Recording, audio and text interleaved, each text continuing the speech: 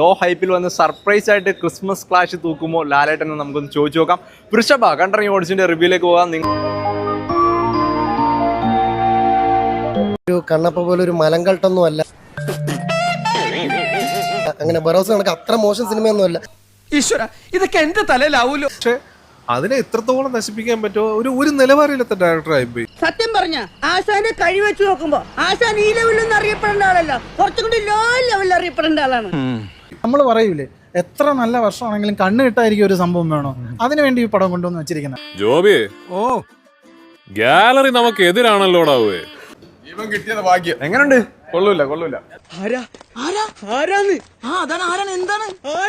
മലയാളത്തിലെ കംബാക്ക് ഇതിലൂടെ തുളച്ച് ഒരു റീ എൻട്രിക്ക് ശ്രമിക്കുമ്പോ ആരംഭത്തിൽ അപമാനം. ഏജന്റ് സിനിമയിൽ ഒരു ലോഞ്ച് ഉണ്ടായിരുന്നല്ലോ ഒരു നടന്റെ, അതേപോലെ ഒരു നടന്റെ ലോഞ്ചിന് വേണ്ടി ലാലേട്ടനെ ബലിയാടാക്കി ഈ സിനിമയിൽ. ഇപ്പൊ വിഷമായില്ലേ? ഇപ്പൊ സന്തോഷം. ലാലേട്ടന്റെ ഒരു ബാഹുബലി എന്നൊക്കെ പറയാനുണ്ടോ? ബാഹുബലി ലാലേട്ടന്റെ ബാഹുബലിയൊക്കെ ഇത് വെച്ച് കമ്പയർ ചെയ്ത് കഴിഞ്ഞാൽ ചിരിച്ച് ചാവാൻ കൊള്ളാം ഇതിനകത്ത്.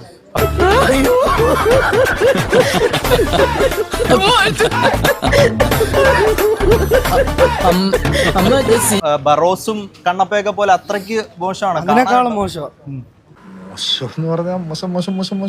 മോശം അഭിപ്രായം. പുള്ളിയുടെ മകനായിട്ട് അഭിനയിച്ചില്ലേ, അതായിരുന്നു ഏറ്റവും വലിയ ദുരന്തം എന്ന് പറയുന്നത്.